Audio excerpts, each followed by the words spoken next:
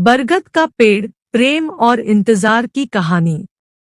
इस कहानी में हम मिलते हैं मनु और पूर्वी से, दो बच्चों से जो अपने पढ़ाई के सफर पर निकलते हैं। मनु अपने मामा के घर पढ़ाई के लिए जा रहा है और पूर्वी उसकी साथी वहां रहेगी। कहानी में इन दोनों के बीच बने एक खास बंधन को दिखाया गया है जो समय के साथ कैसे मजबूत होता है। शाम हो रही थी, मंदिर के भीतर चहल पहल बढ़ रही थी। पूर्वी और मन्नू एक दूसरे के साथ बैठे हुए थे, मंदिर के छत के नीचे बरगद के पेड़ के पास। रघुनाथ मिश्रा की आवाज फिर से उन दोनों की ओर आई, पूर्वी तू कहाँ है? घर नहीं चलना तुझे? आई बाबा, पहले मन्नू से मिलकर आऊं, फिर शाम को घर आऊंगी। तू चिंता मत करना मन्नू, अब मैं घर जा रहा हूँ, बाबा के साथ शाम को आऊंगा। तू चिंता मत करना। पूर्वी मंदिर के पुजारी रघुनाथ मिश्रा की 11 वर्षीय बेटी थी, जिनकी मां जन्म के ही दिन ही इस संसार से चली गई थी। उसे लोगों ने अभाग्यशाली नहीं बल्कि अपशकुनी माना था। रघुनाथ जी ने दूसरा विवाह करने के बाद भी पूर्वी को मां का प्यार नहीं दिया, लेकिन मालती ने पूर्वी का ध्यान रखा। पूर्वी की सहायता करने वाला एक अच्छा दोस्त मिला मन्नू। बरगद के पेड़ के नीचे बारिश में भीगी हुई पूर्वी ने मन्नू से बातें की और उसे अपने दर्द का सच बताया। मन्नू ने उसे समझाया और उसे अपने घर बुलाया। उनकी दोस्ती में बदलते दिनों में पूर्वी ने जाना कि दोस्ती और समझदारी की महत्ता क्या होती है। मन्नू ने उसे समर्थन और सहारा दिया, जिससे उसका मन मजबूत हुआ। दोनों ने मिलकर मंदिर में अनेक कार्य किए, भजन गाए और एक दूसरे के साथ खेले।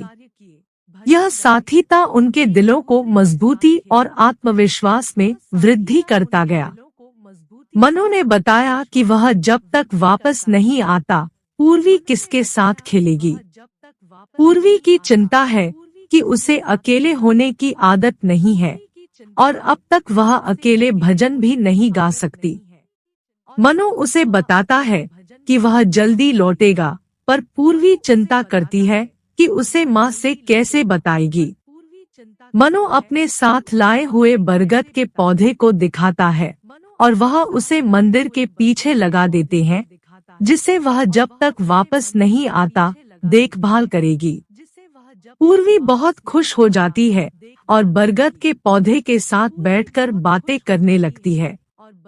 समय के साथ वह बरगद के साथ एक अजीब सा बंधन बना लेती है, जिसमें वह हर दुख सुख को साझा करती है और बरगद को अपनी दुनिया का साक्षी बना देती है। बहुत सालों बाद मनु वापस आता है, लेकिन उसकी अछूतन पूर्वी नहीं है। पूर्वी की आंसुओं से बरगद का पेड़ भी रो देता है। मनु उसके साथ बैठकर उसे शांत करने का प्रयास करता है और उसे कहता है कि वह पढ़ाई में सफलता प्राप्त करेगा। पूर्वी उससे जिंदगी के अधूरे पन्नों को समझाती है और उसको याद दिलाती है कि वह उसकी साथी रही है, बरगद का पेड़ जो अब बहुत बड़ा हो गया है। कहानी एक अजीब सी मोड़ पर जाती है जब एक दिन शोर होता है और भीड़ उन्हें पकड़ने की कोशिश करती है।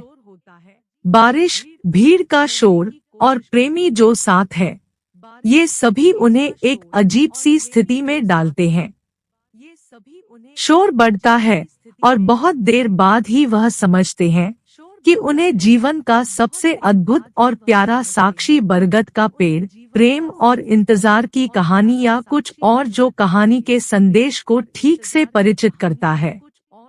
इस कहानी से हमें यह सीखने को मिलता है कि सहारा और समझदारी के साथ हर अच्छी दोस्ती असंभव को भी संभव बना सकती है और एक दूसरे का साथी बनना जीवन को सुंदर बना सकता है।